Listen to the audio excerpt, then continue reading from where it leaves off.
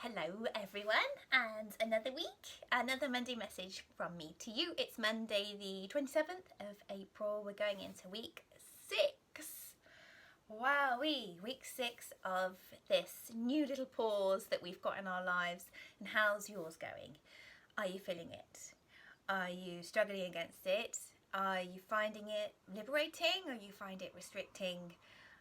I can imagine it's probably a mixture of all of those things, really, isn't it? Because let's just be honest, it's a weird one, isn't it? It really is. Just when you think you've conquered it and you're going high and everything's great and you're going turbo, the next day, if you're like me, you just have a flop. So you have a productive day and then you have a quiet day where you feel a bit guilty because you haven't done as much as the day before. I think that really shows that we still can't really be pedaling too fast. Even though we're adjusted to things a bit better and we're possibly a bit better prepared for the week ahead, we can't really expect to be able to go full pelt at anything. And for lots of you, that includes don't go crazy on the gardening. I know it's really tempting. I'm thinking of one client in particular who always spends about 8 hours straight in her garden and then has a bad back. So I hope you're listening and you're not doing that. And for the rest of you, maybe you're going full pelt on the computer, on Facebook. You're going full pelt with the exercise or one particular task. You know, it gets a bit, you can get in the zone for a bit too long, can't you? Now, lots of my friends are in lots of different situations at the moment. I've got some friends who are in quarantine in Australia, hi, currently in a hotel room, and I've got some people that I know who are still at home after 8 weeks now, 8 weeks total, because they were super sensible in the beginning. And I've just had a really nice video call with one of my tutors, my massage therapy tutors, and she was saying that she shut down her business early. She saw the wave of the virus coming. She didn't like the look of it, and so she's actually been at home with her husband for 8 weeks now. It's a really long time. It's probably the longest that anyone of us has actually had at home without going out socializing and doing various things with other people. And it's an evolution. It's an evolution of practical and emotional things that we have to deal with every day.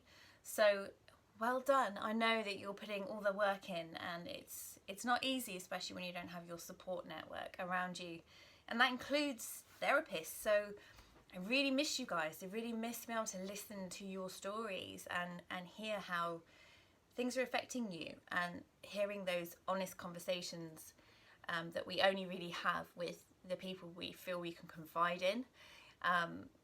And along that line, I was wondering whether it would be a good idea in the future for us to have a Facebook group. What do you think about this idea? I know lots of people don't like Facebook, they don't want to be on Facebook, and I totally accept and appreciate that. But unfortunately, it's a really good tool for us having a chat. So we could do a version of this video type scenario where I would just be talking at you and answering your comments and questions that you can type in below. So we would do what's called Facebook Live. If you're familiar with those, lots of therapists and community workers and teachers and things have been doing this online, and it's a really nice way for us to interact, because it means that you can ask me a question and I can answer it straight away, because I understand that you're all busy, you've got things going on, you don't want to be tethered to your computer all the time, you don't want to be sending me a message necessarily if you think that you're putting me out. And please know that you're never putting me out. Any question you've ever got about your health, I am here. I am still a therapist. I am still working in therapy in a different way, and I'm evolving my business all the time to suit this disconnected way of treating.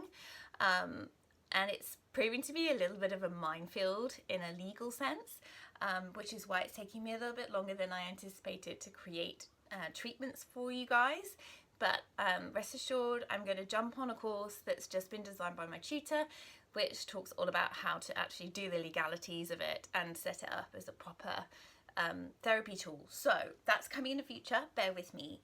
But before that happens, I'd really like to have an open forum with you guys where I can spend maybe an hour, you can log in, here I am, ready and waiting to hear your questions.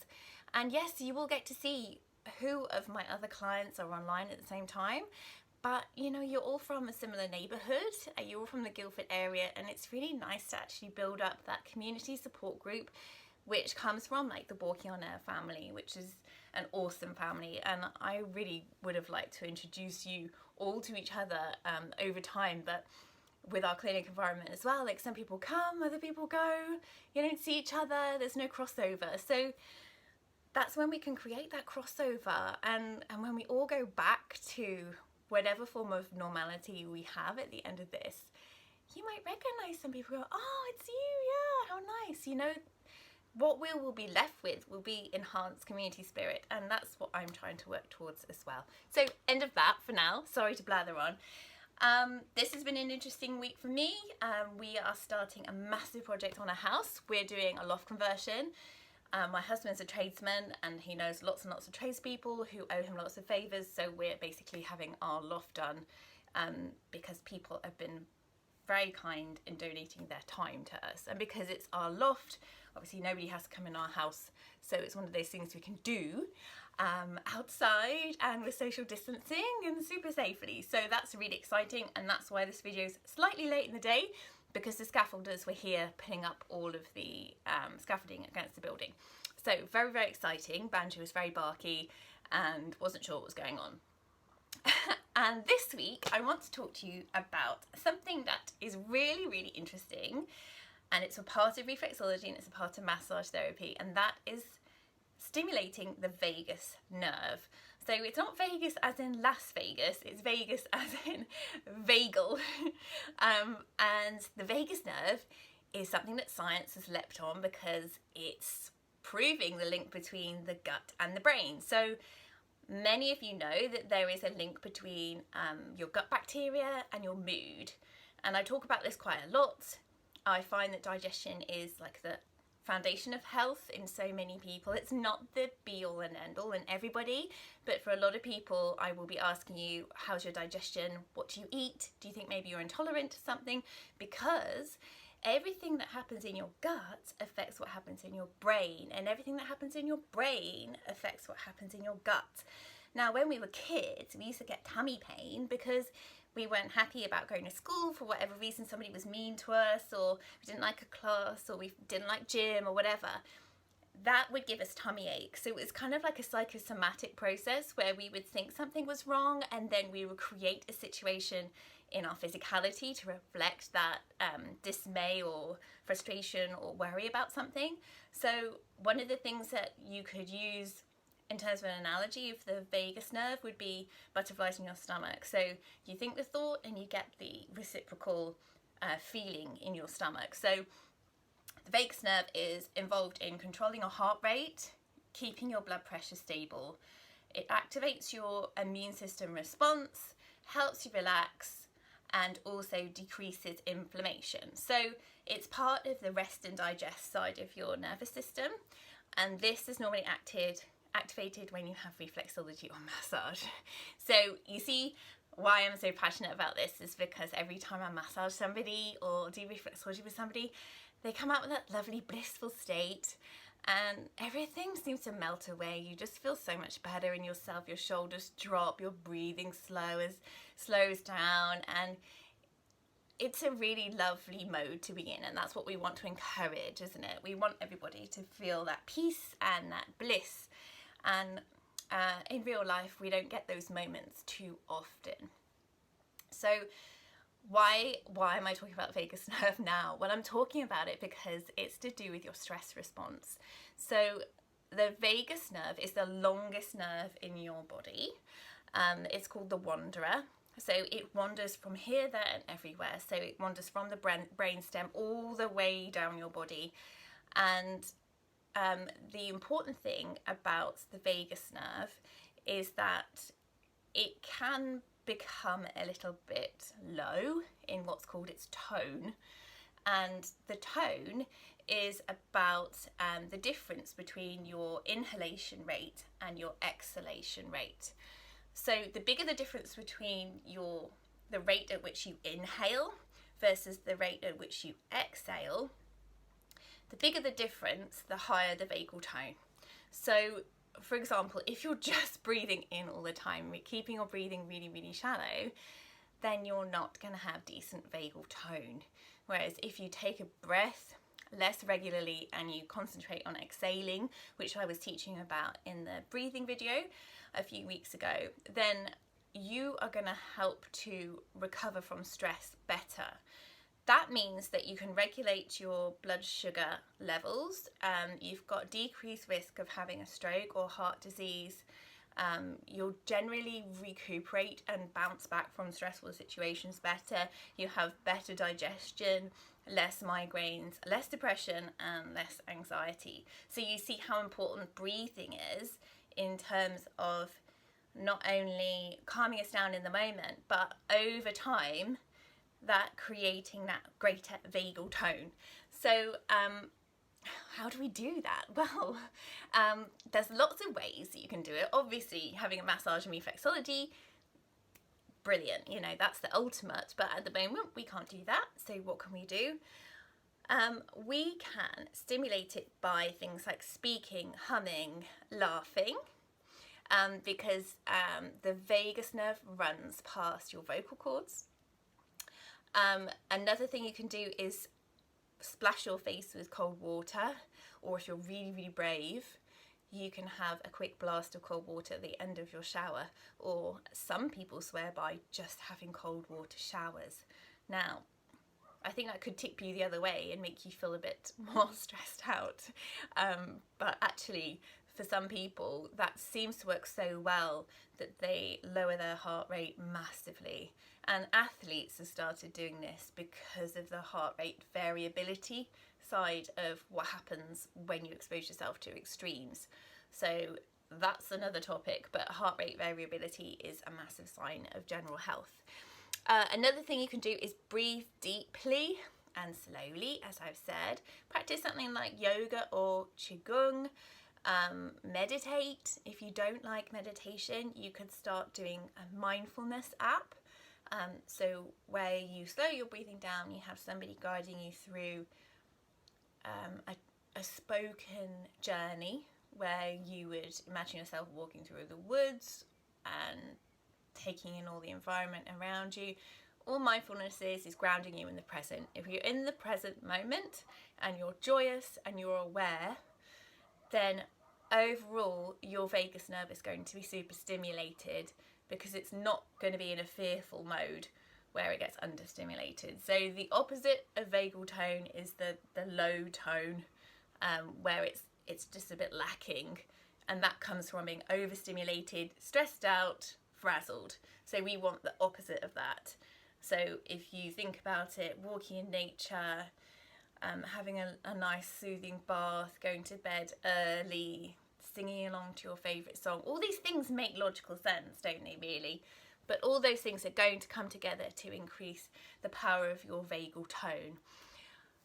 Another thing that is super, super, super important, I cannot stress enough when we talk about digestive health, because the vagus nerve links your gut to your brain, remember, you need to chew your food properly. If you don't chew your food properly, you are left with really big pieces of whatever you've eaten, and they will just sink in your stomach. Your stomach doesn't have teeth. I have to remind myself of that sometimes, because when I'm eating at work, when I used to eat at work, I didn't spend any time eating. I would prepare this incredible food. I know how to cook properly. I've studied nutrition. I love my food, and I like to think I take a healthy approach to food and what I prepare. But when it came to actually eating it, it was like a decimation. So think carefully about how long you spend actually on each mouthful. Chew your food. Now this is a recommended guideline, 30 times before you swallow it. It's going to make for a really long, slow meal. But actually, what that does as well, besides making it into smaller particles so that they can process through your gut better and more cleanly without getting stuck in various places along the way, what that actually will do is that will stimulate that response between your stomach and your brain and tell your brain when you're full. If we rush, for one, we take in loads of air because we're normally talking or just rushing through that mouthful, gulping down the next one. We get lots of pockets of air when we push it through the gut. That can make us feel bloated. For one, your teeth aren't getting worked properly, and there's loads of research into how we use our teeth and how the teeth actually can change shape and the jaw can change shape with you not chewing enough. And that jaw, it has implications for your neck, for your shoulders, for the whole of your body. So there is the temporomandibular joint, which is the biggest joint in the body. It can really hold some weight. It's designed to masticate food. It's designed to really break everything down into tiny, tiny, tiny pieces, so that then all your gut has to do is sort those molecules out, connect certain ones together, flush out the stuff it doesn't need, and then it goes through a deep cleaning process afterwards. If we are just swallowing things whole, what they can do is just sit in the gut and ferment. And that fermentation process is not good for your gut. And what that does to your gut bacteria is that certain bacteria in the gut, of which you've got trillions, all different types, they will thrive and others won't get fed. So this is the importance of having a varied diet too. If you eat lots of different coloured things and lots of different named things even, and different grains and a mixture of different stuff all week, every week you feed all the colours and all the variety into your gut. Each thing has its own bacterial profile and nutritional profile, so that's going to end up in your gut. You are basically what you eat. In fact, we've got so much bacteria and gut bugs that it weighs as much as a human brain. That's how much is actually in you all the time, and that is your unique footprint. It is only yours. You can't have anybody else's. And as much as we take probiotics, and they are great if we've been taking antibiotics, the best thing you can possibly do is to have a wide range of stuff. Don't just eat the same things that you like all the time, because you're not going to have a community that's vibrant with like a range of ethnicities and backgrounds. You're just going to have one particular species. And what we know now is that the gut bacteria is so beneficial for our state of mind that you're really missing an easy trick if you don't feed your gut bugs with lots of different things. So as well, make sure you're eating in a nice relaxed location. So now we've got a bit more time on our hands. Take your time when you're eating, have nice music on. If you like to listen to something in particular, if you live on your own, listen to something that's kind and positive rather than something that's bleak and stressful, because you're going to be listening to every single word and all the emotions are going to be going through you as you're eating. So you could prepare a beautiful feast full of incredible nutrients, and then you could be listening to something that's making you feel fearful. Does that make sense? So you're setting the backdrop of calm and tranquility, and then you're the icing on the cake with chewing it 30 times before you swallow it. And you probably find that you eat less, and because you don't rush everything, you'll enjoy your food more and you'll get so much more flavour out of everything that you've prepared, because you'll give it the time that it deserves. So that's my take on the vagus nerve. Now, reflexology. I know you know how to do the head reflex now, which is the pad of your thumb.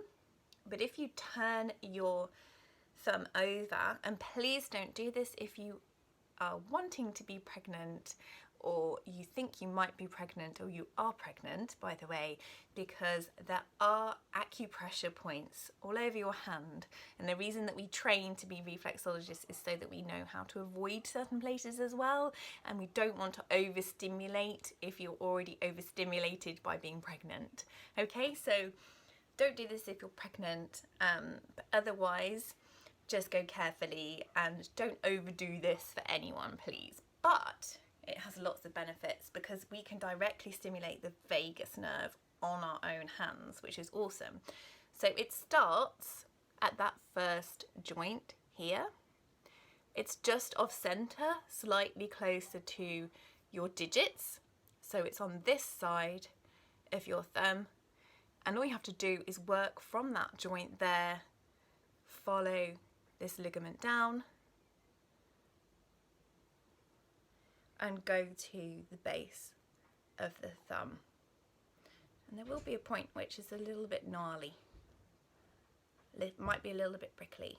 So we can just go over that a couple of times.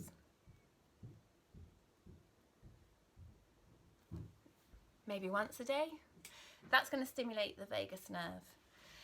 And if you've got any other things that you like doing to do with singing or humming or anything that's going to lift your mood, that's also going to stimulate your vagus nerve. So if you've got any questions about this, as always, drop me a line. I am here, I am still here, and I'd love to hear your thoughts and how you're doing, and if you've had any particular challenges recently, because as I said, we're a big community of people. I'm always thinking about all of you, and I really hope that you're doing all right out there. And just bear in mind that even the best of us will be having the sticky, yucky days where we don't even want to get out of bed, because that is the nature of this time that we're in. It's unpredictable. It's going to deal us some incredible challenges. It's probably got more to come. But rest assured, we're all in it together, and I'm thinking of you loads. Please drop by my Facebook page, which is Kimberley Perry Holistic Health. You can look that up online, and I will pop it in the email as well. So I look forward to seeing you and hearing from you soon, and I love you loads, and take it easy until next week. Bye.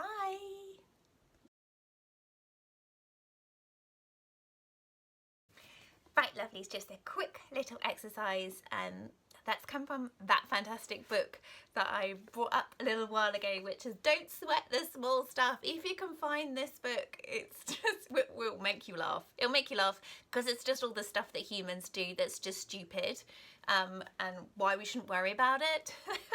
It's particularly helpful at the moment. Now, I don't know if any of you follow astrology and what's happening with the planets at the moment. But the reason I want to teach you this little quick trick from this book, and just read you this excerpt, is because there is a huge planetary change going on at the moment. Now, whether you think that the planets affect us little tiny minions here on Earth or not is a different topic, but the fact is they move. The whole solar system moves. And there is one planet that is moving massively at the moment, and that is Pluto. And it doesn't happen very often. And what that might be doing in some people, and from my experience this week, it's actually all of us, is making us a little bit irritable. So if you feel a little bit annoyed for relatively no reason, or perhaps you're just feeling a little bit tested and you want to bite someone's head off, just blame it on Pluto, because it's up there. You can read about it online. It's very, very interesting. If you want to know more about the planets, there's lots of really fantastic astrologers out there that talk about planetary movements. One of them is Yasmin Boland. She's a British astrologer, and I think she lives in Australia, but she has some really, really good stuff on her website, and I'll put a little link below to her. Anyway, this little exercise is called Count to 10 from the Don't Sweat the Small Stuff book. When I was growing up, my father used to count out loud to 10 when he was angry with my sisters and me. It was a strategy he and many of the parents used to cool down before deciding what to do next. I've improved this strategy by incorporating the use of the breath. All you have to do is this. When you feel yourself getting angry, take a long, deep inhalation, and as you do, say the number 1 to yourself. Then relax your entire body as you breathe out. Repeat the same process with the number 2 all the way through to at least 10. If you're really angry, continue to 25. What you're doing here is clearing your mind with a mini version of a meditation exercise. The combination of counting and breathing is so relaxing that it's almost impossible to remain angry once you're finished. The increased oxygen in your lungs and the time gap between the moment you became angry and the time you finished the exercise enables you to increase your perspective. It helps make big stuff look like little stuff. This exercise is equally effective in working with stress or frustration. Whenever you feel a little off, give it a try. The truth is, this exercise is a wonderful way to spend a minute or two whether or not you're angry. I've incorporated this strategy into my daily life simply because it's relaxing and I enjoy it. Often it helps me to keep from getting angry in the first place. So that's the key really, isn't it? As I was saying about the vagus nerve, that yoga and meditation and mindfulness is super good for helping strengthen the communication with the vagus nerve. Now, I accept that not everybody is going to want to leap onto a yoga mat. That's my personal thing to do, and I accept it's not going to be right for everyone. But doing something like this breathing exercise and the one that I've shared in the breath video would be fantastic for your health at the moment and when we all get released. Love to you all. Bye.